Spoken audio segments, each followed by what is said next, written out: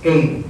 Sabi po ng verse 24, walang makapaglilingkod ng sabay sa dalawang Panginoon sapagkat napupuotan niya ang isa at iibigin ang ikalawa. Paglilingkuran ng tapat ang isa at hahamakin ang ikalawa. Hindi kayo makapaglilingkod ng sabay sa Diyos at sa kayamanan. Ano po nasabi niya po dito? Hindi tayo po pwede maglingkod sa dalawang Panginoon. It's either iibigin niya yung isa, kapupuotan niya yung isa. Ano sabi pa dito? Paglilingkuran ng tapat yung isa at hahamakin niya yung isa. So, isa lang po ang pwede mangyari doon. Kapag tayo po ay naglingkod po sa buhay na ito, kailangan we must give our life wholly to the Lord. Binibigay natin ang lubusan sa Panginoon yung buhay po natin. Ngayon, ang pag-aaralan po natin, if we know that we are truly serve God, kung tayo po ba ay talagang alam po ba natin na tayo po talaga naglilingkod ng totoo sa Panginoon. Now, to know if I truly serve God, para malaman po natin yan, kailangan ganito po yung mga bagay na nakalagay po sa atin, ano po? At ganito rin po yung kailangan kalagayan po natin sa harapan ng Panginoon.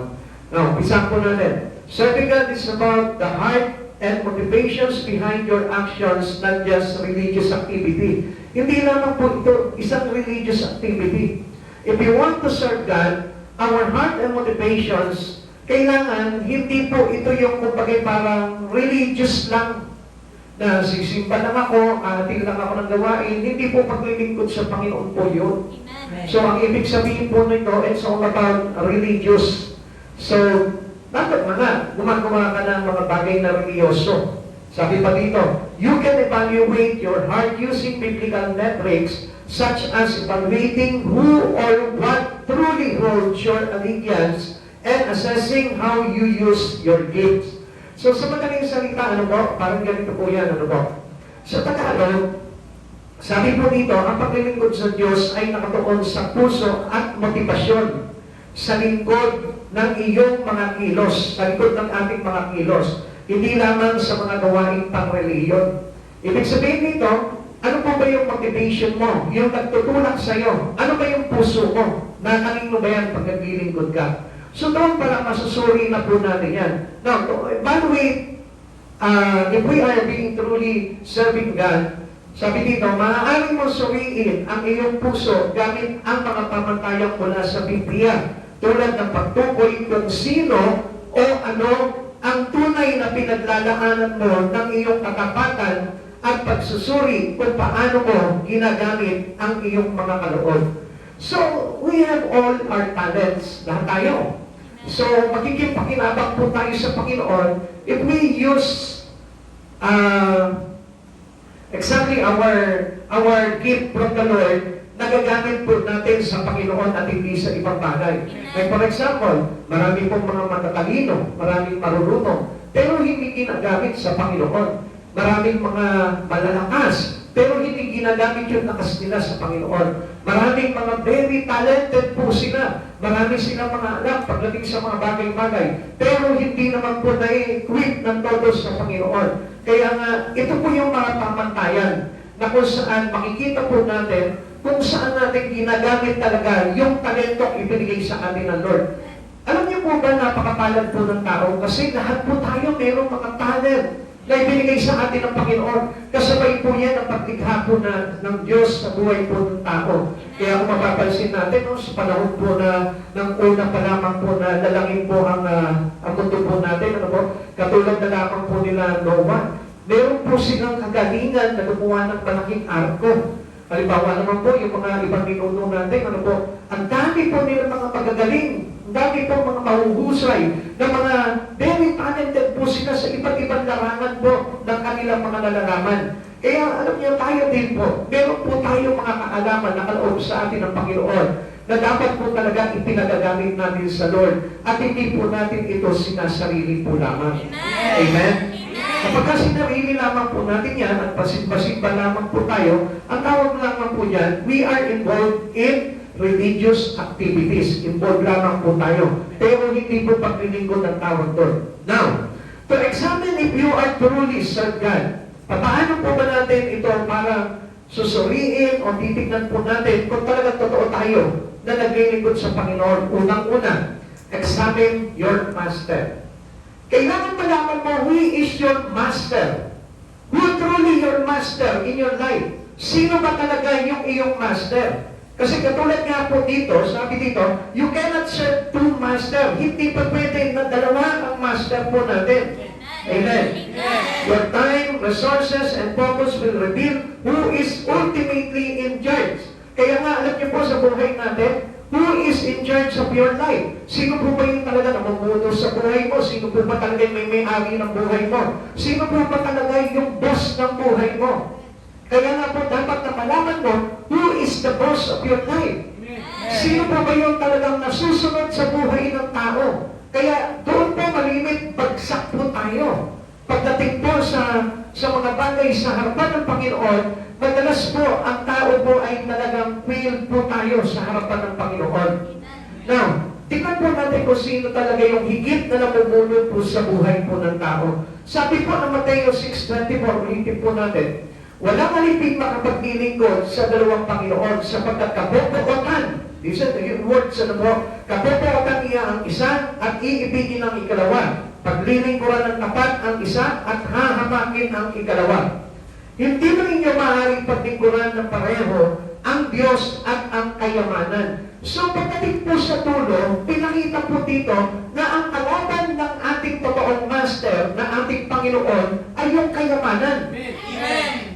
Dahil sinabi po ito ng ating Panginoon, ibig sabihin, ang pinakamagiging rival po talaga ng Lord sa buhay ng bawat tao ay yung kayamanan. Money, yung wealth, yung riches ng mundo. Yan po yung magiging kalaban ng Lord. Kaya lang sa panahon po natin ngayon, hindi po natin naiintindihan na itong mga bagay nito. Kaya kung mapapansin po natin, we have now a lack of time. Through our true master, konti na lang, maliit na lamang po yung naibibigay po natin sa ating Panginoong totoo. Kaya nga po sabi po dito, iibigin ng isa, kababuhatan ng isa, paglilingkuran ng tapat ang isa, hahamakin ng ikalawa. So sa madaling salita, ganito na po yung nangyayari po sa atin. Although it is not obviously na ganun yung ginagawa natin, hindi naman maaaring hindi tayo nagagalit sa Lord, pero mas lumalamang yung ibang Panginoon sa buhay po natin. Which means, mas mahal natin yung isa kaysa sa tunay na Master po natin, which is our Lord Christ Jesus. Now, para lubos po natin malaman, dapat nasuriin po natin yung mga bagay na ito. Ano po ba yung dapat nasuriin natin? Una, test of treasure. Tingnan po natin, kailangan na subukin po natin yung ating kayamanan. Sabi po dito, when you invest your money and resources, often reflect where your heart is. Tingnan niyo po ito. Kapag tayo yung nag-i-invest sa mga negosyo sa mundo ito, ang lalaki ng nilalabas po natin. Talagang kahit na ilabas po natin yung buong kayamanan po natin, makapagtayo lamang po tayo ng negosyo, we don't mind anything about us. So okay na yun, basta pasok na tayo doon sa negosyo na yun. Pero what about to God? Yung kayamanan po ba natin, na ibibigay po ba natin ng lubos sa Panginoon, nagagamit po ba natin sa Panginoon yung mga bagay na meron po tayo sa buhay na ito? Sabi dito, where you invest your money and resources often reflects where your heart is. Kaya doon pa lamang po, hindi na natin maitatanggi sa Panginoon kung nasan talaga yung puso ng isang katulad po nating tao. Kaya nga, kung malimit, makikita po natin, we have a less time for God, but too much time for the things outside. So makikita po natin yan, ang dami natin panahon sa negosyo, sa trabaho, sa mga bagay, sa mga mundo. Pero pagdating sa Lord, napakaliit naman po ng panahon po natin. So it means, dito po mismo nagre-reflect kung nasa ng puso po natin. Kaya alam nyo, hindi po natin pwedeng idahilan. Pastor, kahit wala po ako sa church, kahit wala po ako sa paglilingkod, pero ang puso ko talagang solid na solid sa Panginoon. Mali po yun. Hindi po ako naniniwala ang Diyos doon. Dahil sabi nga po, where our heart is, there is our master. Diba? Sabi po natin, kailangan natin yung master, natin yung puso natin. Kung nasa naman yung kayamanan natin, natin yung puso rin natin. Kung ang Diyos ang kayamanan natin, natin yung puso natin. Kaya nga, kung mapapansin mapapansin po natin dito, malabo po talaga na maintindihan tayo at maunawaan tayo ng Panginoon. Lord, kahit busy ako, Lord, mahal na mahal kita. Come on. Hindi natin madadaya ang Panginoon, Lord. That's why God telling us to test our treasure. Na kailangan subukin natin saan ba nagagamit yung ating treasure. Where do we invest our treasure? Saan po ba natin inilalagang ito? Saan po ba natin ginagamit yung treasure po natin ito?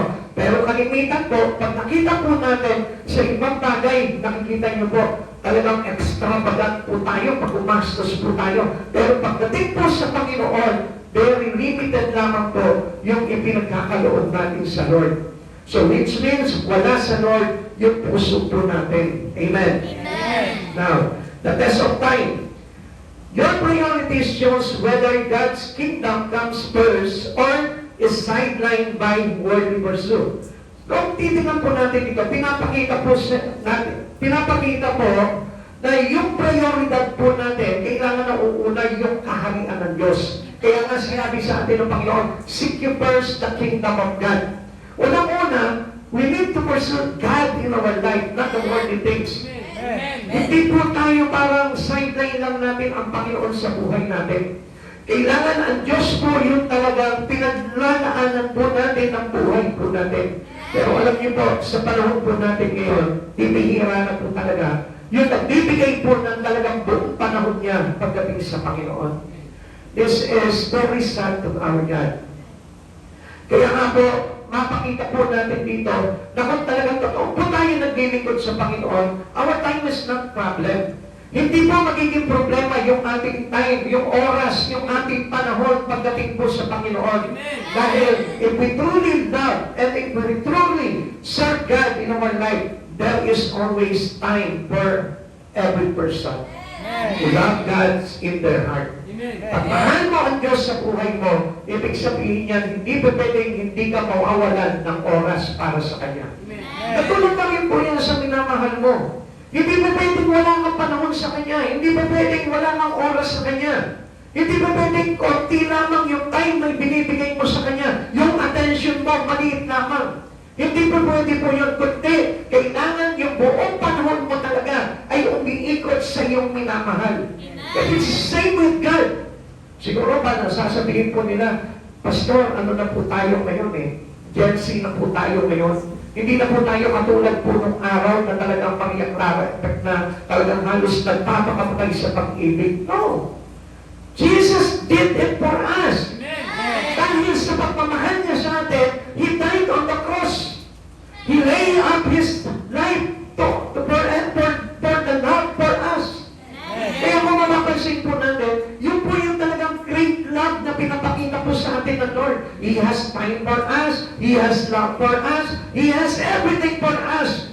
Lahat yun meron para sa atin. At hindi nawalan ng bahagi tayo sa ating Panginoong Jesucristo. Kaya huwag mo rin tatanggalan ng bahagi sa buhay mo ang Panginoon. Dahil mahalaga po yun. Now, sabi po ng Ephesians chapter 1 verse 22 to 23, ipinailalim ng Diyos sa paa ni Kristo ang lahat ng bagay at ginawa siyang ulo ng lahat ng bagay para saan? Sa iglesia. At sino po itong iglesia? Tayo. Individual church, tayo po yun. Nakapailalim tayo sa paa ni Kristo. So siya po yung ulo ng lahat ng bagay sa buhay po natin. So how come na hindi po siya yung nagiging head ng mga bagay-bagay sa buhay ng isang tao? Let's say, your family, Jesus is not the head. In your business, Jesus is not the head. Kung mapapansin po natin, supposed to be, sabi dito, ipinailalim ng Diyos sa paa ni Kristo ang lahat ng bagay at ginawa siyang ulo ng lahat ng bagay para saan? Sa iglesia. Ulitin ko po sa inyo, sino yung iglesia? Tayo po lahat. Ako, ikaw, tayo po yung, kumbaga parang sinasakop kay Kristo. Na siya katawan ni Kristo, ang kapuspusan niya na napupulok sa lahat ng bagay. So, kailangan nga po dito, i-fulfill for us by God, everything on us. Lahat ng bagay sa buhay natin, si Jesus po dapat yung mag-fulfill niyan. Your family relation, into your business relation, o sa anumang bagay na relasyon sa buhay mo, na mayroong kaugnayan sa buhay mo, dapat si Jesus yung pinaka-head niyan. Ipinapasakop natin sa Panginoon yan. Alam niyo mga kapatid sa Panginoon, ngayon nga po, hindi na po nakapasakot Hindi na nakasabit yung mga bagay-bagay sa buhay natin sa Panginoon. Only the soul. Yun na lamang po yung gusto natin ipasakop sa Panginoon. Pero ganun pa man po, marami pa rin po tao na hindi po lubos alam na mahalaga yung kaluluwa niya na isabit niya po sa Panginoon. Kaya malimit po, makikita po natin dito, iba-iba po yung katangian tao sa paglilingkod ng Panginoon. Meron naglilingkod sa Panginoon sa pamamagitan lang ng kayamanan. Meron naglilingkod sa Panginoon sa pamamagitan lamang ng lakas. Meron naglilingkod sa Panginoon sa pamamagitan lang ng kanyang maliit na bagay. Kaya nga dito po mismo, ginawa si Jesus na ulo ng iglesia, meaning upang pamahalaan tayong lahat bilang Kanya. Amen? Kaya nga, hindi ba pwede na ang isang Kristiyano ay hindi naglilingkod sa Panginoon? Kailangan lahat tayo, bilang mga Kristiyano, naglilingkod tayo dapat sa Panginoon sapagkat dito po natin malalaman kung sino po yung talagang tunay na namumuno sa buhay po natin. Who is the ultimate in charge into our life? Para makita po natin yun. Kaya nga kung minsan po, alam mo, meron po tayong mga problema pagdating sa paglilingkod natin sa Panginoon. Minsan pag sinabi ng isang tao, huwag ka na maglingkod sa Lord, sumusunod tayo. Pag sinabi ng isang tao, ayoko na maglingkod ka sa Panginoon, sumusunod tayo. And now, tell me, who is your master? Totoo ba talagang naglilingkod tayo kapag gano'n? Kung mapapansin po natin ang mga apostol, tinigilan po sila pero hindi sila nagpapigil. Ano sabi po nito mga alagad ni Kristo? I obey God rather than man. Mas higit na dapat na sumunod ako sa Diyos kaysa sa tao.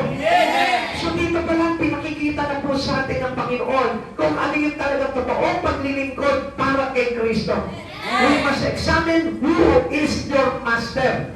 Kailangan tignan mo mabuti kung sino talaga yung tinitipok ng puso mo. Kung sino talaga yung pinaglilingkuran mo. Baka kung minsan na, pinaglilingkuran na lang natin, pamilya natin Baka kung minsan na, pinaglilingkuran na lang natin yung ating negosyo. Kaya hindi po natin makita-kita na ang Diyos ang kailangan po natin, ang Panginoon talaga ang mahalaga sa buhay natin dahil hindi po natin alam kung gaano kahalaga na tayo po ay pamunuan ng ating Panginoong Jesucristo. Seek ye first the kingdom of God. Pag sumakita natin ang higit sa lahat na pagharian tayo at mabuhay ng ayon sa kalooban ng ating Panginoon. Kapatid sa Panginoon, gusto ko po na malaman po ninyo, if we open up our spirit into the Lord, maiintindihan mo kung ano yung sinasabi ng Panginoon dito, that you cannot serve two masters at the same time. At hindi talaga tayo pwedeng maglingkod sa dalawang Panginoon, sapagkat iibigin ng isa at kapupuotan ng isa. Kaya mga kapatid sa Panginoon, sabihin mo sa harapan ng Panginoon kung sino talaga yung nagmamay-ari at pinuno ng buhay mo. Ikalawa, examine your motivation. Now, to examine if you are truly serve God, unang-una dapat malaman mo kung sino yung master mo. Ikalawa, dapat na malaman mo yung iyong motivation, yung nagtutulak sa iyo kung bakit ka naglilingkod. True service to God is living sacrifice, motivated by His grace and mercy, not by seeking human applause. So, hindi lang para palakpakan ng tao o purihin ng tao. At alam niyo po ba kapag ang paglilingkod natin, yung parang gusto natin, all favor is in you, and you will be the center of the church. Come on, hindi po yun yung talagang paglilingkod.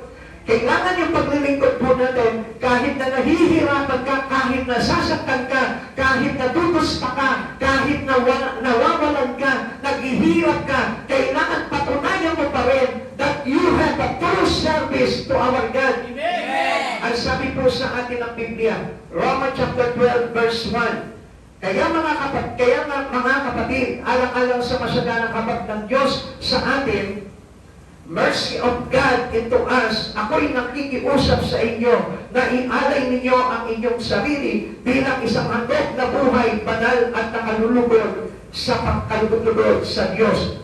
Ito ang karapat-dapat na pagsamba ninyo sa Diyos. Ano raw po yun? Offer your life as a living sacrifice.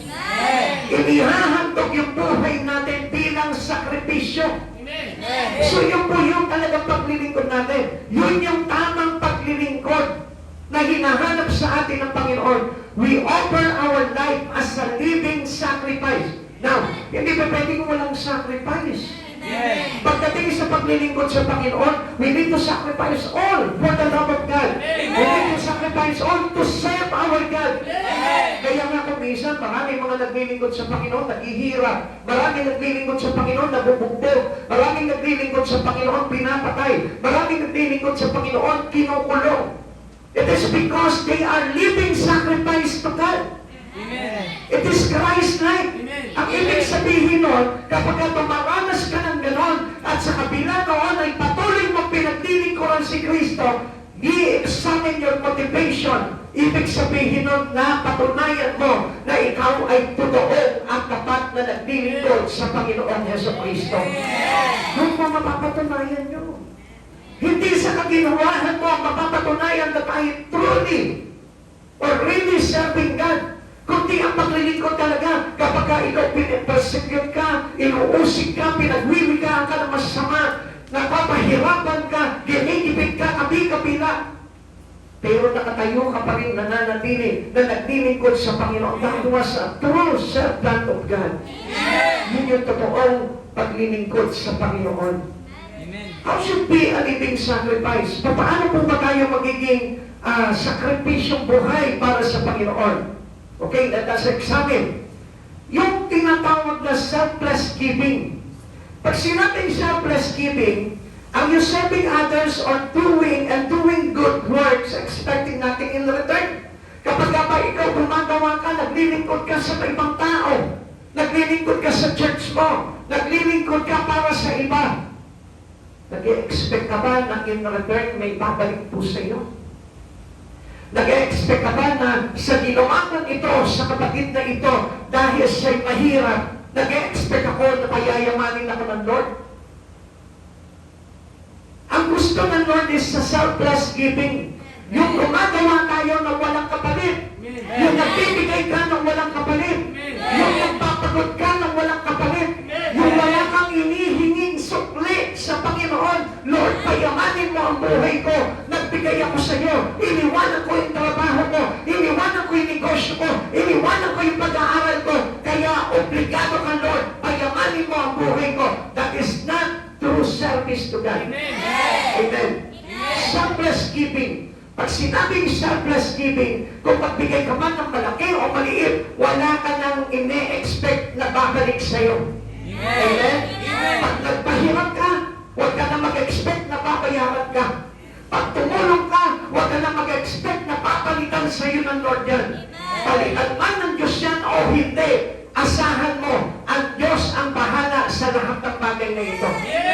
At palitan man ng Diyos o hindi, yung mga bagay na ginawa mo for the glory of God, tandaan mo, dapat masaya pa rin yung puso mo na naglilingkod ka sa Panginoon.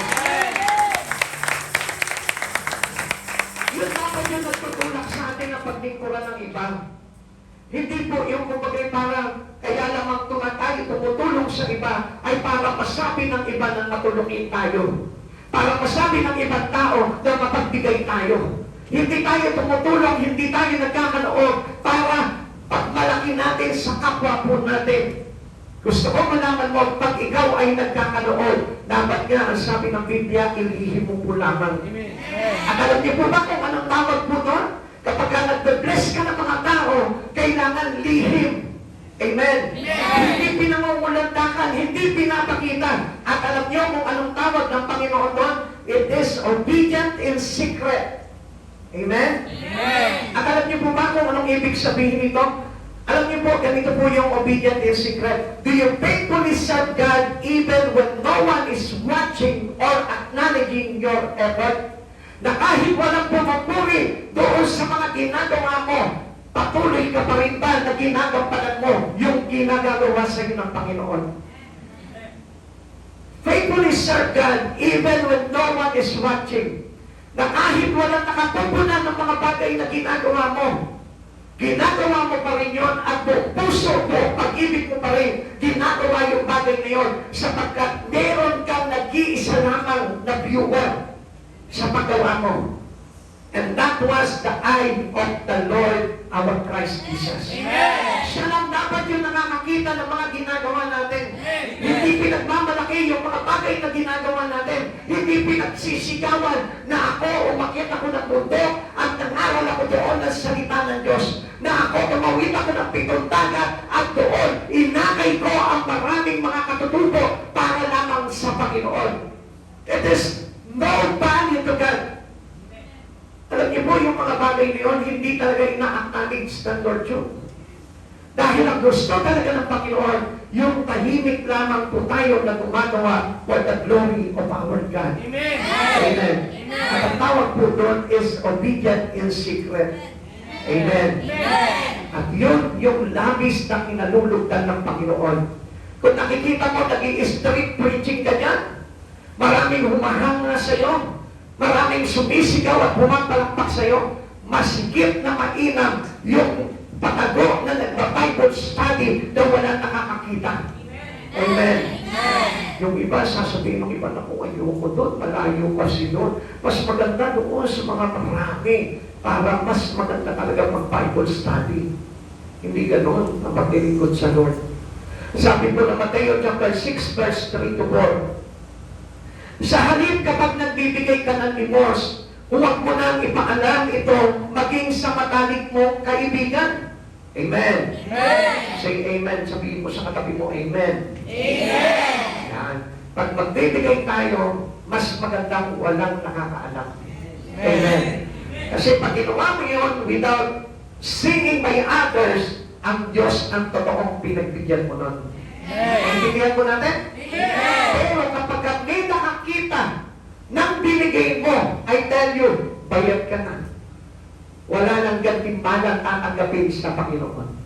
Mas magandang inililihim yun sapagkat ito po yung talagang sinabi sa atin ng Panginoon. Sa halip kapag nagbibigay ka ng limos, huwag mo nang ipaalam ito maging sa matalik mong kaibigan. Kung magtutulong ka man o magbibigay ka ng limos sa mga pulugin, huwag ka na makikipag-selfie pa.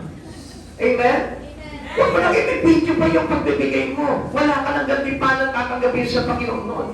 Amen? Amen. Gawin mong lihim ang iyong pagbibigay ng limos at ang iyong ama na nakakakita ng kabutihang ginagawa mo ng lihim ang siya pagbibigay ng gantimpala sa iyo.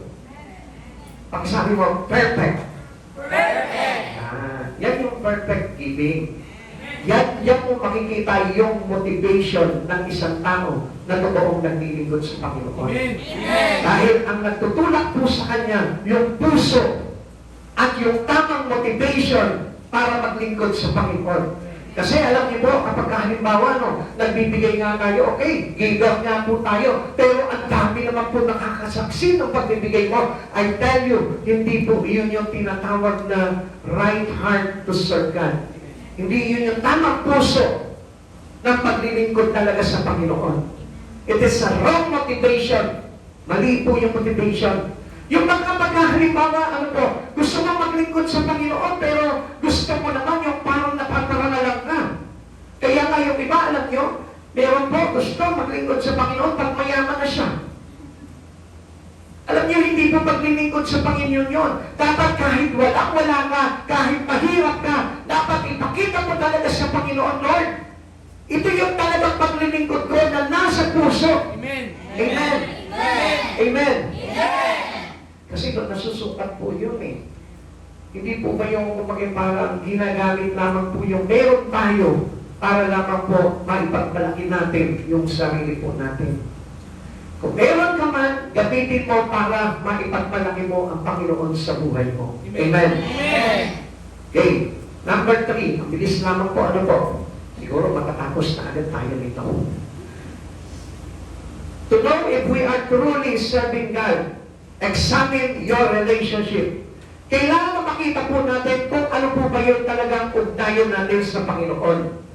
How you treat the people around you is an extension of how you serve God. Ganito yan.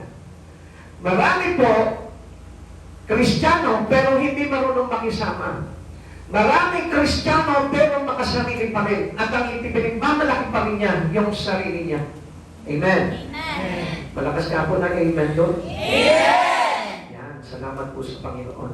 How you treat the people around you is an extension of how you serve God. So sa madaling salita, kapag ka ikaw pala halimbawa, tumutulong ka, may malasakit ka, may pag-ibig ka sa kapwa mo, hindi mo inaaway yung kapwa mo, yun pala ay tinatawag na extensions of how we serve God. Paglilingkod pala sa Panginoon yun. How you treat your family, how you treat your friend, how you treat your brother and sister in church.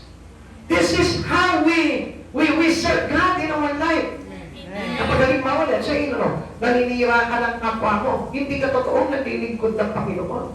Halimbawa, lagi kang galit sa kapwa mo, naiinis ka sa kapwa mo, ibig sabihin yan, hindi paglilingkod na totoo sa Panginoon po yan.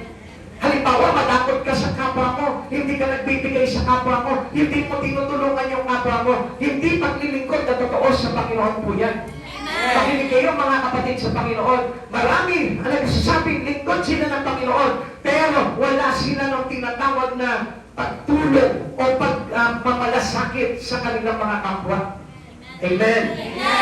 Minsan nga, marami ako nakita, Kristiyano na, naglilingkod sa Panginoon, pero madamot pa sa kapwa. Amen? May kilala ba kayong gano'n? O huwag ka mag-isip ng kung sino dahil hindi ka naglilingkod ng totoo sa Panginoon. Pag halimbawa, may ganito, ganun yun eh. Ibig sabihin yan, hindi ka totoo naglilingkod sa Lord. Sapagkat kung totoo ka naglilingkod sa Panginoon, dapat hindi nagkakaroon ng masamang kaisipan sa isip mo, sa puso mo, para sa iba. Amen? Yung pula sa kapwa mo, yung lagi mo siyang sinisiraan, hindi po yun yung katotohanan ng paglilingkod natin sa Panginoon. Sabi dito, how you treat the people around you is an extension of how you serve God. So kapag ikaw lagi kang napapaaway na lamang po sa church nyo, ibig sabihin yan, ganyan ba yung paglilingkod na totoo sa ating Panginoong Jesucristo? Kaya nga, kailangan tayo po lahat ay maging mabait sa isa't isa. Amen. Pwede ba yun? Ano mo nga yung katabi mo kung pwede ba yun? Amen? Parang hindi yata kayang gawin na maging mabait, ha? Amen? Konting ano lang, bulyawan na eh. Konting kislot na, away na. So, ganun ba tayo maglingkod sa Panginoon? Kaya nga, we must examine our true relationship with the Lord.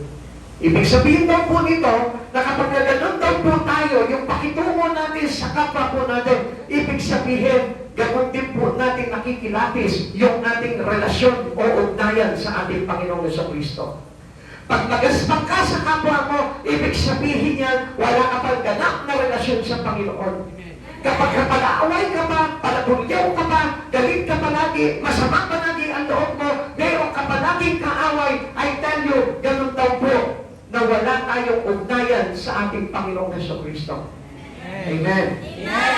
Sabi po dito sa picture, sabi po dito, you cannot treat people like garbage and worship God at the same time. Amen? Sabi mo, walang kwentang tao to. Saksakan ng kuripot to. Ito to kahit totoo, huwag mo pa rin naman siyang tigtigin. Na ipagmakingay na kuripot talaga yan. Amen? Malay mo, magbago yan. Dahil pinakita mo ng mabuti. Amen? Inabot ng Diyos yung puso niya. Nakita mo, mas galante pa sa'yo ngayon. Amen? May kilala akong ganyan eh. Dati, talagang saksakan po talaga ng kuripot. Pero ngayon, parang ako na yung kuripot kaysa sa kanya. Amen? Makita niyo po, may pagbabago. Pag may relasyon ka sa Panginoon, mayroon talagang mabuting changes na mangyayari sa buhay ng tao. Amen? Alam niyo yan, Amen? Dahil dati, alam niyo po kung gaano kayo madamot sa Panginoon. Taas ang kamay. Oo, tingnan niyo. Yung iba, kunyari pa, hindi madamot, sila naman po yung mga hindi nagtaas sa kamay. Yan yung mga madadamot. Amen? Yung iba, talagang pinagkakaitan po talaga yung mga kapwa po nila. Especially yung church po nila. Pero ang sabi dito, how you treat the people around you is an extension of how you serve God. Kaya nga po, kailangan maging mabuti tayo sa kapwa natin. Kaya nga, you cannot treat people like garbage and worship God at the same time. Paano ka maglilingkod sa Panginoon? Kung ang trato mo doon sa isang tao, marumi. Ismas lang. Amen? Sa Tagalog. Ha? Hampas lupa. Hinampas sa lupa. Amen? Huwag po ganun ang trato po natin sa tao, no? Kahit na mayroon po mga bad attitude yan, kailangan mabuti pa rin po ang pakita natin yan. Sabi nga po na Roma chapter 12 verse 21, ano sabi po doon? Overcome evil with good. So kapag evil yung katabi mo, tingnan mo yung katabi mo. Suplihan mo yan ng kabutihan. Amen? Amen. Sabihin mo sa katabi mo, masama ka ba? Masama ka ba? Papakitaan kita ng kabutihan. Kaya ba natin yun? Kasi sabi po dito, this is how we know if we are truly have a relationship with God. Amen. Yung hindi ka marunong makisama, kaya nga po kung papansinin natin, ang Lord mahilig sa fellowship eh. Pag fellowship, ibig sabihin yan, ano yan? Party-party. Amen? Gusto kasi ng Lord may ugnayan siya sa lahat. Amen. Kaya nga kapag hindi ka marunong makisama, walang fellowship. Sino dito yung walang fellowship? Alam, ibig sabihin po niyan, hindi marunong makisama. Amen? Amen. Parang hindi na maka-amen eh. Parang pinipilit ko na lang kayo mag-amen eh. Okay, basahin po natin yung sinabi sa Mateo 25 verse 40. Sasabihin ng hari, tandaan ninyo, na gawin ninyo ito sa pinakahamak sa mga kapatid kong ito, sa akin ninyo ito ginawa. Amen? Amen. Pinles mo yung kapatid mo, sa Diyos mo ginawa yun. Inaway mo yung kapatid mo, sa Diyos mo ginawa yun. Pinulaan mo yung kapatid mo, ang Diyos ang pinulaan mo doon. Tinulungan mo yung kapwa mo, ang Diyos ang tinulungan mo doon. Dahil lahat ng ginagawa natin is a sign of service to God. It's a mark of a servant to God. Amen. Amen. Alam niyo po ba tayo, bilang mga Kristiyano, kailangan nakikita na natin na nagre-reflect na sa atin how we serve God in our life. At mapapakita po natin yun, hindi po yung kumpagay parang sa Diyos lang natin ginagawa, akala po natin, ano po? Sa Diyos mabait tayo, pero sa kapwa natin masama tayo. Sa Diyos mabait tayo, pero sa kapwa natin masungit tayo. Hindi po paglilingkod sa Diyos yung totoong ganun. Dahil that is not truly serving God. Dahil ang totoong paglilingkod sa Panginoon, yung trato mo sa tao, yun ang ang totoong paglilingkod natin sa Panginoon. Kaya tandaan po natin, pag masama ang ugali ng isang Kristiyano, yun ang katotohanan ng kanyang paglilingkod. Masama. Amen. At tandaan po natin, walang naglingkod sa Panginoon na masama. Amen. Amen. Amen. Kaya nga, sabi po dito, tandaan ninyo na gawin ninyo ito sa pinakahamak sa mga kapatid. Kung ito, sa akin ninyo ito ginawa. Now, tingnan po natin. Examine our relationship to God. Una muna to examine is, tingnan po natin, sinabi po dito na serving the least of this. Yung sinabi niya po dito sa kanina binasa natin. Tandaan ninyo, nang gawin ninyo ito sa pinakahamak sa mga kapatid kong ito, sa akin ninyo ginawa. Kahit na sino pa yan, kahit na sabihin niyong abang-aba pa yan, basta itinuring mo talaga, minahal mo yan, pinagpakitaan mo ng mabuti yan, ibig sabihin totoong servant ka. Amen. Amen. Serving to the least of this. Sabi dito, God places a high priority on how we treat the vulnerable, the poor, and those who cannot repay us. karaniwan, naglilingkod tayo doon lamang sa mga tao na kayang magbalik sa atin ng magandang bagay din. Karaniwan, ang tinutulungan natin, yung mayayaman. Ang tinatrato natin maganda, yung mga may kaya sa buhay. Amen. Vice versa naman, yung iba namang kaisipan, dahil sa mahirap lang sila, nilalait na nila yung sarili nila. Hindi ako magpwede dyan kasi sila mayayaman. Come on. Hindi lang yung mga mahihirap ang nagsasabi. Akala niyo po ba, ang mayayaman lang ang merong discrimination? No. Even the poor one. Minsan sinasabi natin, naku, yung mga mayayaman na yan, mataas ang tingin nila sa sarili nila. Kaya wala po tayong puwang sa kanilang mga mahihirap. Pero alam niyo po ba, mayroong mga mahihirap? Naku, mga mayayaman yan, masama ugali niyan. Ganon tayo eh. Baliktaran din yan. Kaya mayaman ka, kaya mahirap ka, dapat may kaputihan ka sa puso. Amen. Hindi porke mahirap ka, lalaitin mo na yung mga mayayaman na mayayaman niya, kala ko kung sino yung mayayaman. Amen.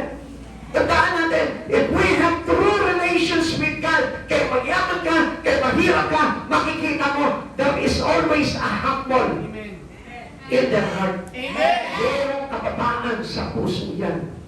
Amen? Tingnan niyo po dito. Humility and love. Is your service marked by a humble attitude and Christ-like love or by anger and resentment? Sabi nila, hindi tayo pwede dyan sa church na yan kasi mayayaman yung mga yan. Where is the humbleness? Where is the humility and love? Listen, we discriminate the poor one. And sometimes we discriminate the rich one.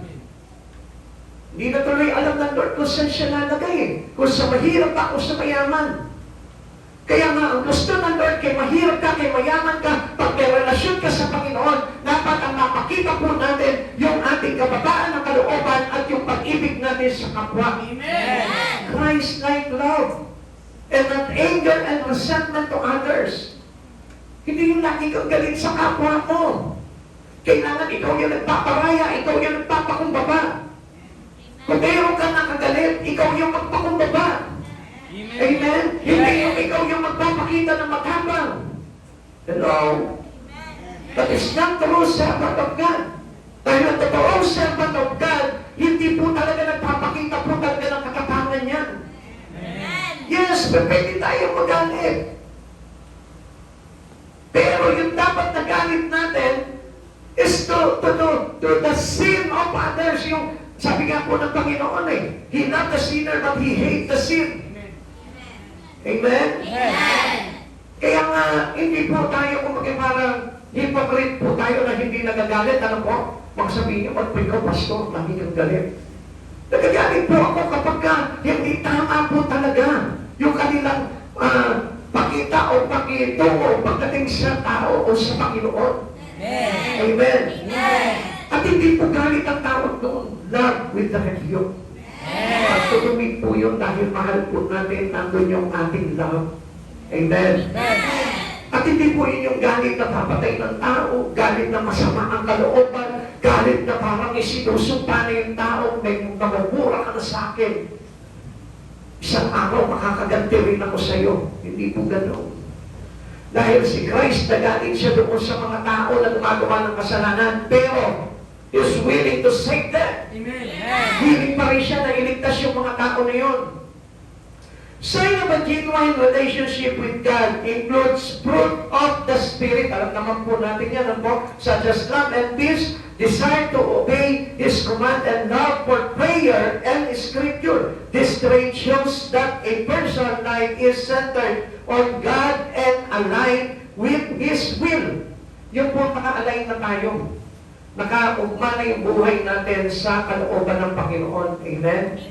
Yung kumbaga parang, alam mo, nasa baluktot ka, pero itinutuwid mo yung buhay mo. Amen? Hindi po ba yung parang pakita lamang po tayo na naka-align tayo sa Lord, pero bumabaluktot naman po pala. Kundi, baluktot tayo, pero tinutuwid natin yung landas natin sa Panginoon. Naintindihan niyo po ba yun? Kasi ang totoo po talagang paglilingkod sa Panginoon, baluktot na nagpapatuwid. Hindi matuwid sa palabas, pero baluktot yung kanyang lakad. Naintindihan niyo po? Sana po'y naunawaan niyo po ang ibig ko po sabihin. Dahil napakahalaga po nito. This shows hypocrisy. And this is no longer has a relationship with God. Pagka ang isang tao, ang isang Kristiyano ay hypocrite, ibig sabihin po yan, wala talagang ugnayan sa Lord yan. Dahil ang Panginoon kailanman hindi pa pagkakalimbabaw. Hindi yan kumbaga parang nag-aasta na mayaman, pero mahirap lang siya. At hindi naman yan nag-aasta na mahirap, pero mayaman siya. What do I mean here? Kailangan totoo tayo sa Panginoon. Amen. Yung katotohanan na, bakit ba ako naglingkod sa Lord? Para sa ano ba? Para ipakita sa tao na magaling ako? No. Para ipakita sa Diyos na willing ako na magbabago. Na willing ako na magpatuwid. Na willing ako na magpaalis sa Kanya sa mga masamang bagay. Yun po yung tinatawag na relational to the Lord. Kasi ang may relasyon talaga sa Panginoon, nagpapabago po yan. Amen. Kaya nga, we are living sacrifice to God and we are willing to sacrifice all in our life. Ganun po yung paglilingkod sa Panginoon. At dito po talaga makikita yung talagang sign of a genuine relationship with God. Yung makikita talaga yung bunga ng Espiritu ng ating Panginoong Jesucristo. Mateo chapter 25 verse 34. Kaya't sasabihin ng hari sa mga nasa kanan niya, halikayo mga pinagpala ng aming Ama, pumasok kayo at tatanggapin sa kaharian. Tanggapin ang kahariang inihanda para sa inyo mula pa ng ligain at daigdig, sapagkat ako'y nagugutom at ako'y inyong pinakain, ako'y nauuhaw at ako'y inyong pinainom, ako'y isang dayuhan at inyong pinatuloy, ako'y hubad at ako'y inyong dinamitan, nagkasakit at inyong dinalaw, nabinanggo at inyong pinuntahan. So kung mapapansin po natin, this is the trait shows that a person's life is centered on God. Yan yung tinatawag na align to the will of God. So yung ginagawa natin sa kapwa natin, hindi lang sa Diyos natin ginagawa. Kasi minsan, okay, ginagawa ko sa Diyos yun. Pero sa kapwa ko, hindi mo ginagawa yung bagay na yun. You have no relationship with God. Kaya natin nagagawa yung mabubuting bagay sa kapwa natin because we have already has a relationship with the Lord our God. And because He is our Master, kaya tayo sumusunod sa mga bagay na ginagawa niya na dapat din natin gawin sa kapwa po natin. Kaya tandaan po natin mga kapatid sa Panginoon, hindi po pwede na makasarili po ang isang tao. Sapagkat ang Diyos po talaga mismo na nagsasabi na kung tayo'y may relasyon sa Kanya, taglay po dapat natin yung karakter ng ating Panginoong Jesucristo. At paano po yun? By the fruit of the Spirit. Amen. Now, tingnan po natin yan. Number 4, examine your spiritual fruit. Alam naman po natin na kailangan kung ano yung mga bunga na meron na po tayo sa Espiritu.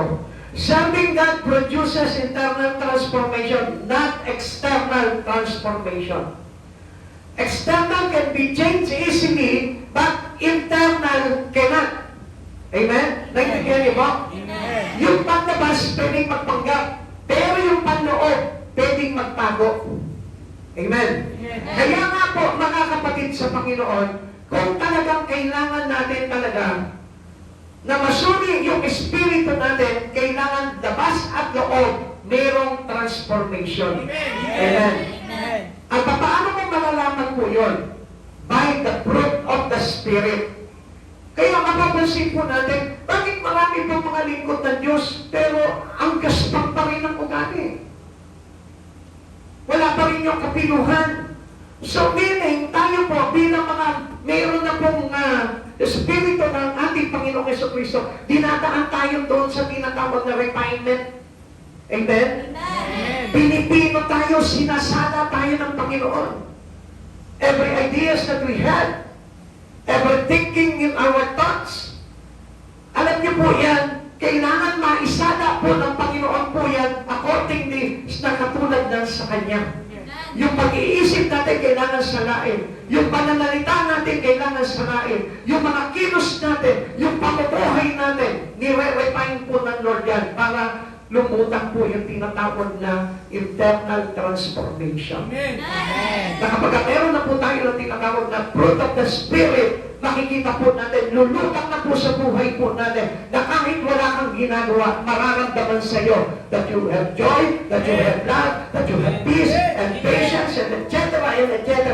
Mararanasan na po sa iyo ng tao po yan.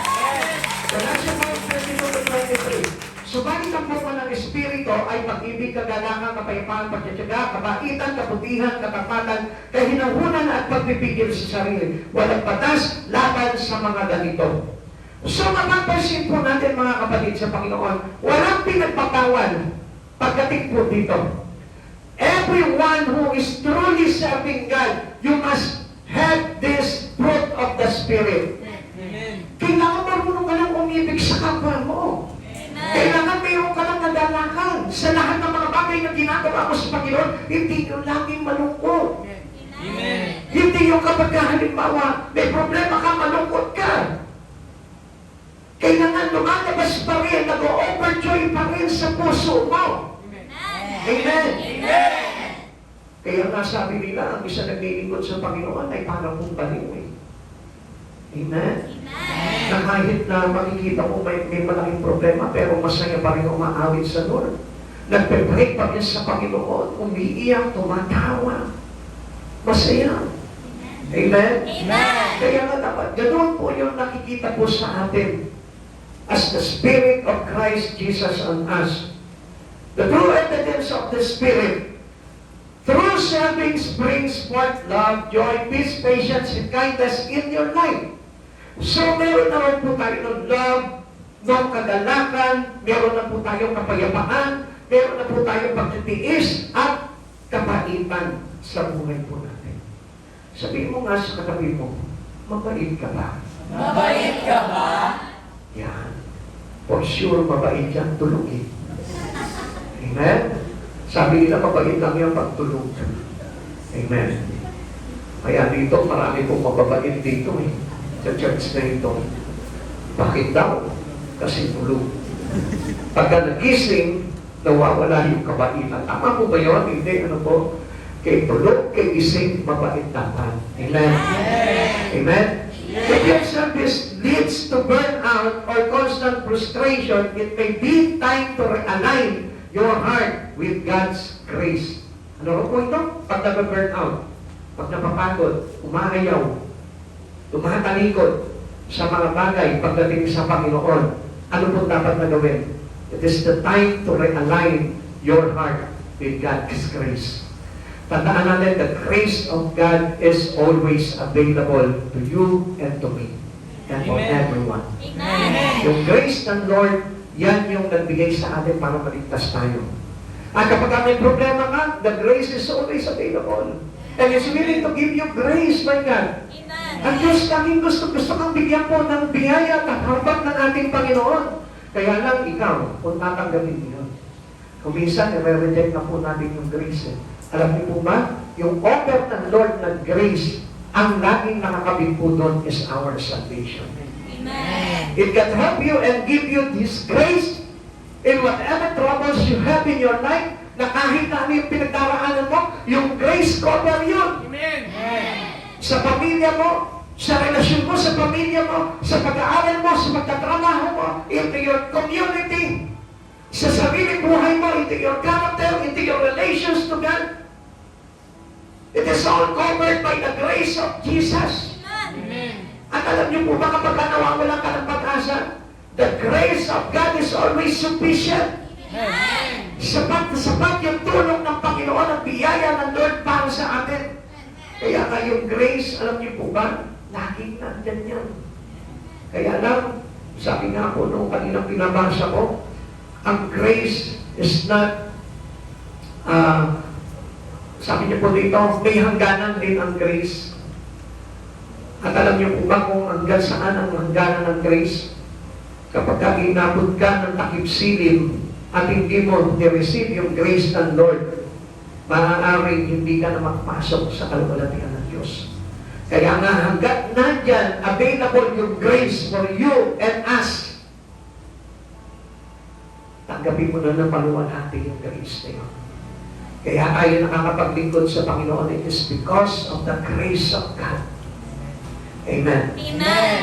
And that was the fruit of the Spirit of God. Yun yung spiritual fruit na meron tayo. The grace of the Lord. And the fruit of the Spirit is due to the grace of God that given from us.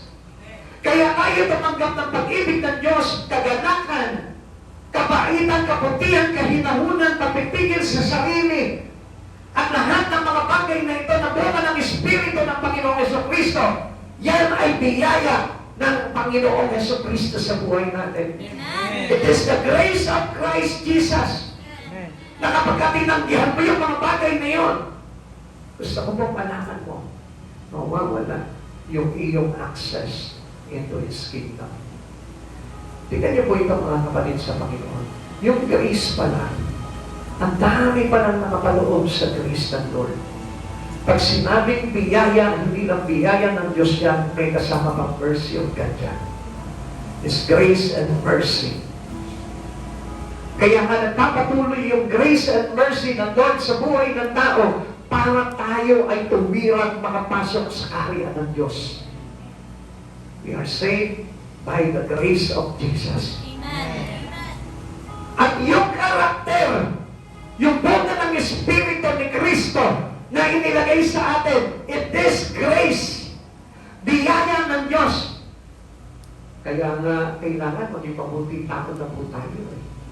Kailangan mapagbigay na tayo, mahinahan na tayo, mapagtiis na tayo, mapagmahal, may kaganakan, may kapayapaan. Grace na yun, Diyos. Tanungin kita, tinanggihan mo na ba ang grace ng Lord? Maybe sasabihin mo, kailanman hindi ko tatanggihan yun. Pag masama ang ugali mo, tinanggihan mo yung grace ng Lord. Pag wala kang pag-ibig sa puso, tinanggihan mo yung grace ng Lord.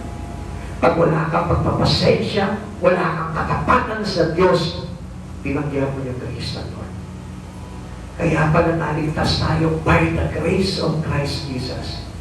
Dahil ang dami pala nakaloob doon na magpapabago ng buong katauhan natin para tayo ay tanggapin sa kaluwalhatian ng Diyos. Nakapaloob doon ang pag-ibig ng Diyos, nakapaloob doon yung kagalakan, nakapaloob doon yung kahinahunan, nakapaloob doon yung kabutihan, yung kabaitan, pagpipigil sa sarili, nakapaloob lahat ito, the grace of God. Kaya pala ibinigay sa atin yung biyaya na yun.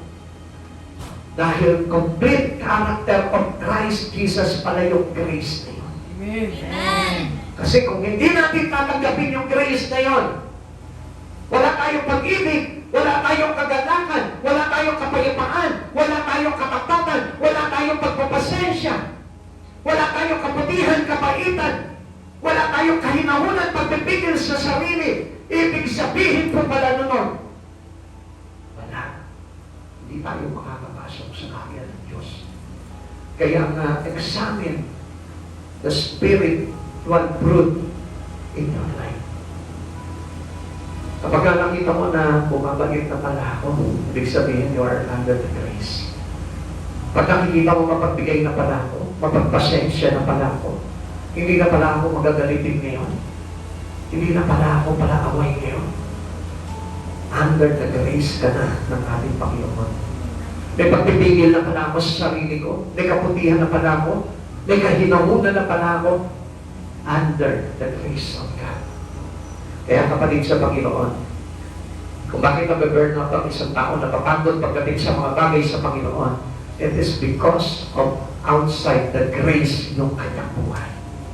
Be under the grace of Jesus. Amen. Para hindi ka mapagod, para hindi ka magsawa, para hindi ka tamarin sa mga bagay na ginagawa mo sa Panginoon. Sapagkat kaya tayo nakakapaglingkod sa Panginoon, it is because of we are under the grace of Christ Jesus. Amen. At hindi tayo tatanggapin sa paglilingkod sa Panginoon kung wala tayo nung tinatawag na biyaya ni Jesucristo. Biyaya yung paglilingkod sa Lord. Biyaya kung bakit tayo nakakapag-church, kung bakit tayo nakaka-awit, kung bakit po napaglilingkuran ng Panginoon. Let us take a look at this. Ano po yung dapat na makita natin? Without the grace, hindi tayo karapat dapat maglingkod sa Panginoon. Amen. Without the grace, sino ka?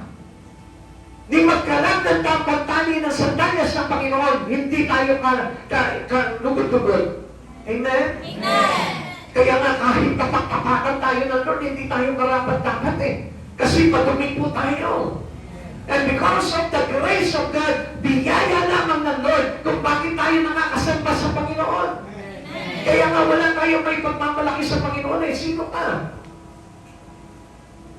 Kaya hindi mo pwede sabihin na itong church na itong kulok, na itong church na itong masama.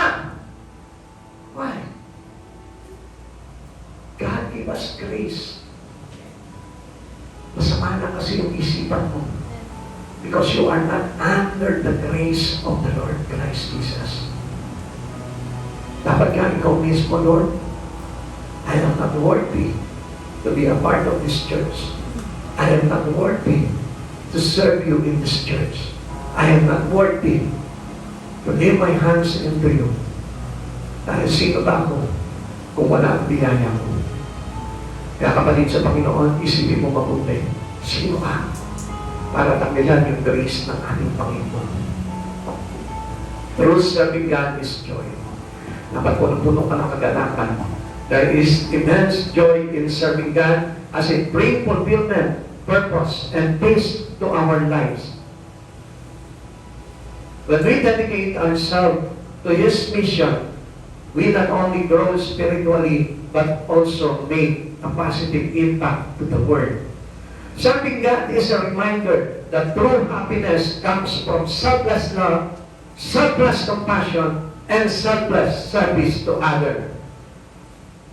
Let us find joy in every opportunity to serve and be a reflection of His life. Tagalugin po natin para mas maganda. Ang totoong paglilingkod sa Diyos ay kagalakan. May napakalaking kagalakan sa paglilingkod sa Diyos dahil nagdudulot ito ng katuparan, layunin at kapayapaan sa ating buhay. Kapag inaalay natin ang ating sarili sa Kanyang misyon, hindi lamang tayo lumalago sa espiritual, kundi nakagagawa rin tayo ng positibong epekto sa mundo. Ang paglilingkod sa Diyos ay isang paalala na ang tunay na kaligayahan ay nagmumula sa walang pag-iimbot na pagmamahal, habag, at paglilingkod sa iba. Hanapin natin ang kagalakan sa bawat pagkakataong maglingkod at maging refleksyon ng kanyang liwanag. Sabi ko dito, let us all find our joy in serving Him. Doon natin hanapin yung pag-alakan po natin na mapaglingkuran natin ang Panginoon sa buhay natin. Ikaw, saan ka ngayon merong kagalakan? If you want to know if you are true serving God, makikita mo kung nasan yung kagalakan mo, nandun yung totoong paglilingkod mo. Who is your master? Kung saan nandun yung kagalakan mo, yun ang totoo mong Panginoon sa buhay mo. Kung nasa ibang bagay at wala kay Kristo, wala sa paglilingkod, ibig sabihin nun, Jesus is not your master. Hahamakin yung isa, iibigin yung isa. Paglilingkuran ng tapat yung isa. Kapatid sa Panginoon, nasa ng kaligayahan? Marami pong tao, makikita po natin ang kaligayahan po nila sa pagpapayaman lamang mo. Maraming tao ang kaligayahan nila sa mga barkada lamang, sa mission, sa lakwatsa, sa mga bagay ng mga mundo. Pero pagdating kay Kristo, malungkot sila. Maraming tao, nagiging masaya lamang po sila kapag kumikita sila. Pagka nagkakabal po sila ng kaimanan sa mundong ito. Pero pagdating sa mga bagay, pagdating sa Panginoon, wala yung pagdalaman nila. You are not a true servant of Jesus. Because a true servant of Jesus, kahit na mahirap ka, makita mo mayroong ang kagalakan na paglikuran ang Panginoong Jesucristo sa buhay mo. Kahit may karamdaman ka, kahit matanda ka na, kahit naninalangin ka, inuusik ka, kahit na mahirap ka, makikita mo may kagalakan pa rin yan na maglingkod sa Panginoon. Bakit? Because he's a true servant to Jesus. Ang totoong tapat na naglilingkod sa Panginoon, ang totoo talaga naglilingkod sa Panginoon, habang buhay, may kagalakan niya na maglingkuran ng Diyos sa buhay. Kaya mo lang magstayo.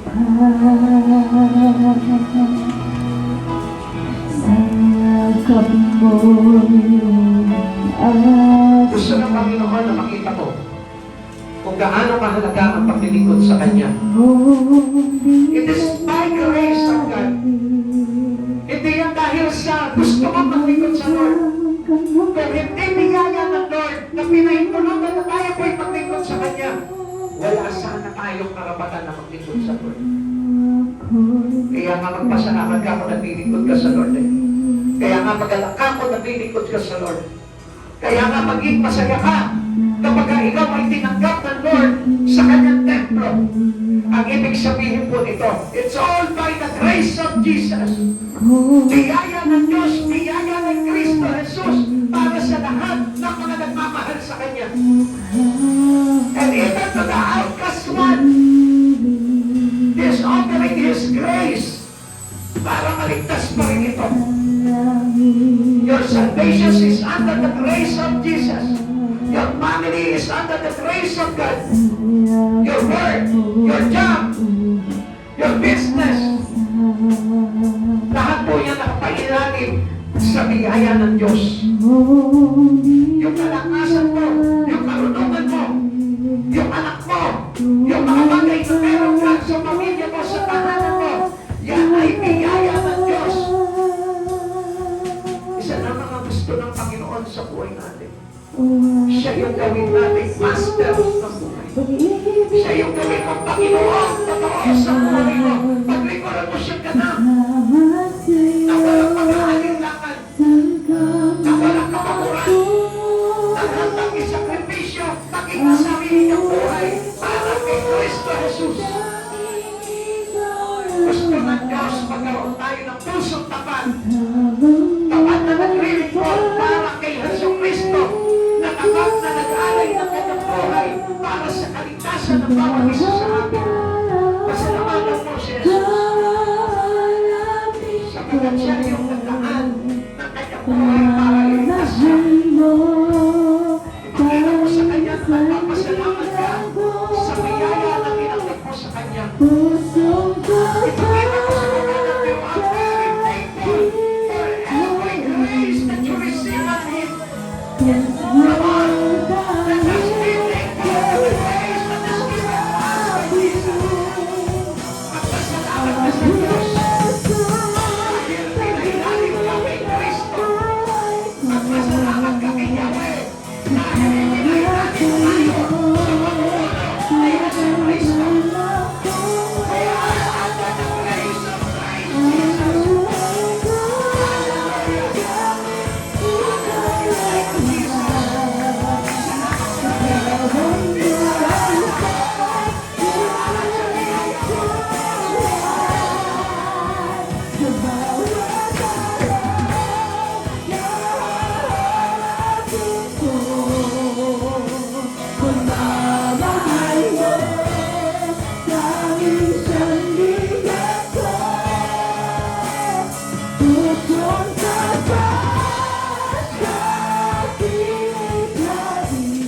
Yes, Lord.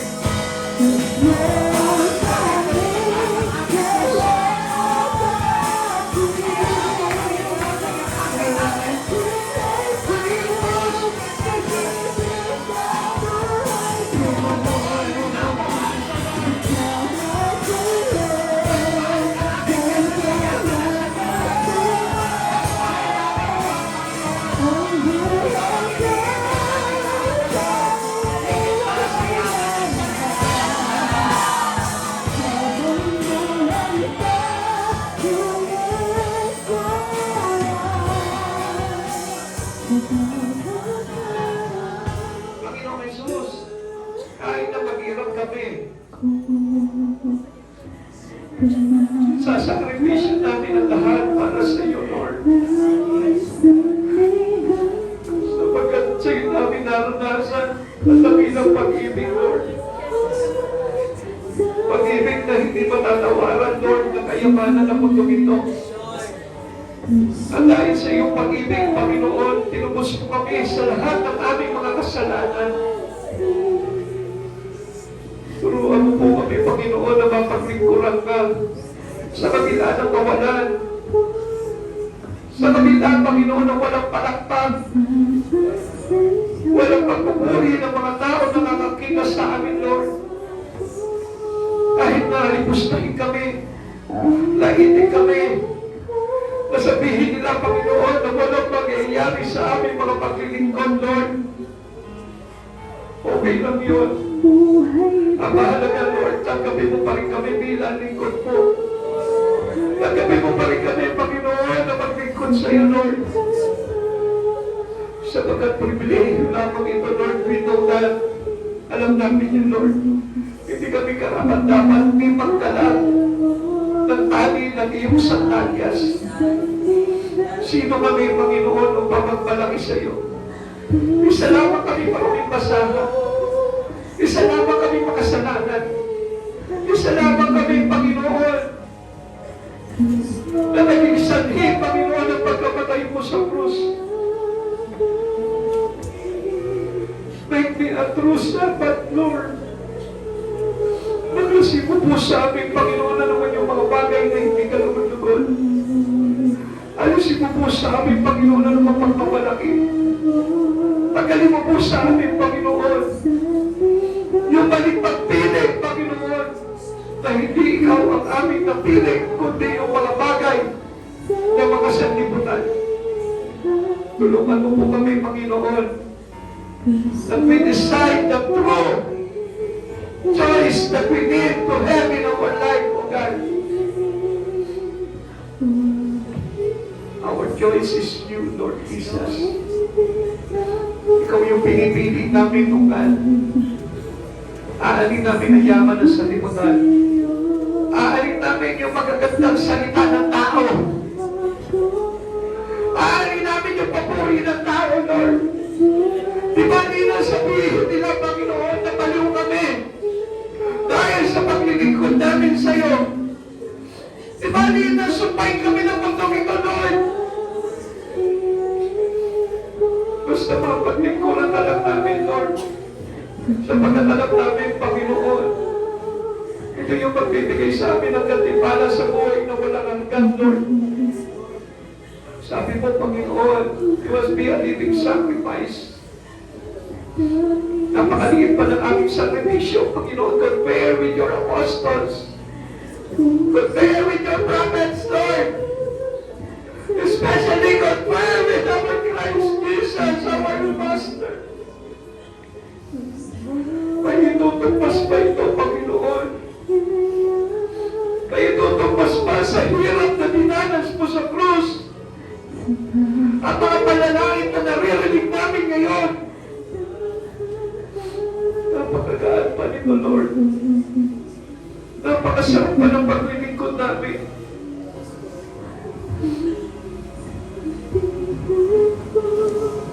Turuan mo kami na makita yung mga hirap na ginawa mo. Turuan mo kami na makita, Panginoon, yung sakripisyo mo sa krus.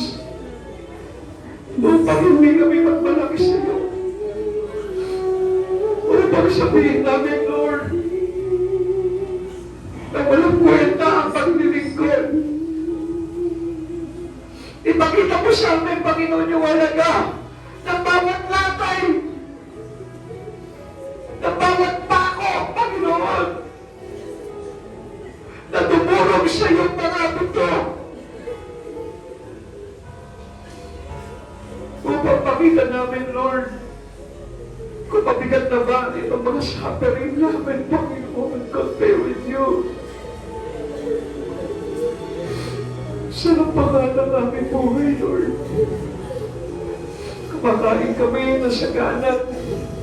May tahanan kami, Lord. Hindi katulad mo, Panginoon, sabi mo. Nagbugad ang mga ibon. May luga ang asong gubat. Subalit ang anak ng tao, mawawan lamang masiluman. Samantalang kami, Lord, Maganda ng aming mga kalagayan. Nakatutulog kami ng mahimbing. Nakakakain kami ng masarap, Lord. Nagre-reklamo pa kami na paglingkuran ka. Patawarin mo kami, Panginoon Jesus. Patawarin mo, Panginoon, ang church na ito. Kung nagre-reklamo kami na napapagod kami sa paglilingkod, Lord.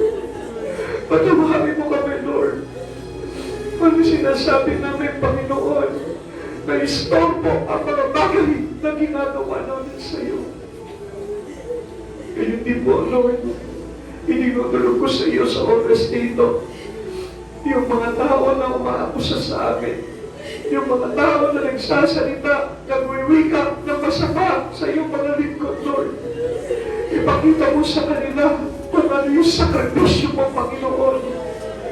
Ipakita mo sa kanila, Panginoon, na dapat lamang, Panginoon, na pagalayan ka ng buhay. Tagutin mo ito, mga tao ito, Lord. Magpakilala ka sa kanila, Panginoon. Ayaw namin sila mapahamak, Lord. Ayaw namin sila paparusahan, Panginoon. Gaya mo, Panginoon, mahal mo rin sila. Gaya mo, Panginoon, nais mo rin silang maligtas. At sa oras na ito, Panginoon, inihiling ko sa pangalan ni Jesucristo Banal at kataas-taasan Diyos na tumubos sa amin sa lahat ng aming mga kasalanan. Panginoon, gagalaw ka sa kanila. Aabutin mo ang mga taong ito, Lord. Aabutin mo yung mga taong ayaw pumilala sa iyo, Panginoon. At patuloy, Panginoon, na nagwiwigan ng mga masasama sa church na ito, Lord. Aabutin mo sila. Ililigtas mo sila sa kamay ng aaway, Panginoon.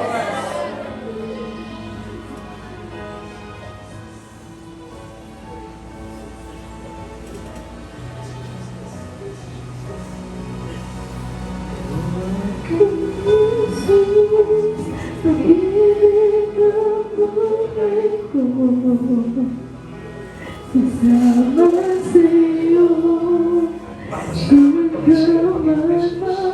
ako. Nais mabutihan ang katapatan mo, Panginoon. Ibinuhos mo, Panginoon, ang pag-ibig mo sa amin lahat ng God upang kami maligtas, Lord. Salamat, Panginoon Jesucristo. Salamat, Panginoon Diyos. You are our Master, Lord. Ikaw ang aming Panginoon Diyos. Kataas-taasan Diyos na mahal. Panginoon Jesucristo ng aming buhay. Panginoon Jesucristo, tapat magpakailanman. Thank you, Lord Jesus. Ikaw ang aming nag-iisang Panginoon. Salamat, Panginoon Jesus. Hallelujah. Pusong dapat sa likhain, krus mo ang tanging yayakapin, ika'y susundin. Maraming Diyos, patuloy kami nagpapasalamat, Lord. Muli po, ihiling po kami sa iyo ng isang puso na malambot, marunong sumunod sa iyo, marunong magpakumbaba, may kagalakan, may pag-ibig, may kapayapaan, at may bunga ng Espiritu mo, Panginoon Jesus. Papasalamat po kami, Panginoon, sapagkat ikaw yung Diyos na laging nagpapaalala sa amin, Lord. Every time na bumibitaw kami, Panginoon, pinapaalalahan mo kami upang kami makabalik sa iyo, Lord. Maraming salamat po, O God, sa pagtatanggol mo po sa bawat isa sa amin sa kamay ng kaaway, O God, upang hindi mo po, Panginoon, pahintulutan na kami pang-agaw ng kaaway ng lubusan, O God. Panginoong Jesus, maraming salamat po, Lord. Panatilihin mo po ang aming buhay, Panginoon, na naglilingkod sa iyo, Lord. Huwag mo po kaming alisin sa iyong banal na harapan. Huwag mo pong alisin ang Espiritu mo, Panginoon, sa amin, O God. Kaya mo pagharian mo po kami, Panginoon, upang nang sa ganon, magbunga ng sagana, Panginoon, ang Espiritu mo sa buhay ng bawat isa sa amin na nararito kayo. Panginoon, magamit mo ang buhay po namin, O Lord. At simula sa oras nito, Lord, ikaw yung maging priority namin lahat, O God. Ikaw yung maging master namin lahat, Panginoon namin lahat, Diyos namin lahat, O God.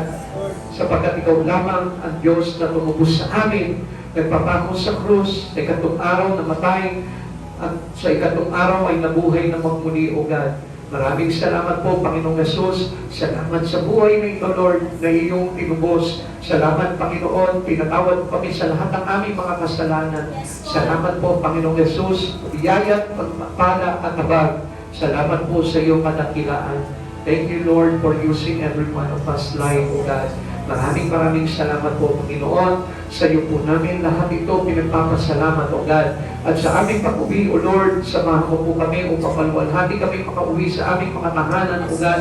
Paglaya, kaganakan, pag-ibig, kapayapaan, at lahat ng bunga ng Espiritu, Panginoon, ay maiuwi po namin, kasama namin sa habang buhay po, Panginoon, ang aming buhay. Maraming salamat po, Dakilang Diyos. Sa iyo po namin ibinabalikan lahat ng ito. Ang lahat na pakulit pagsamba sa tanging pangalan mo po lamang in Jesus' name.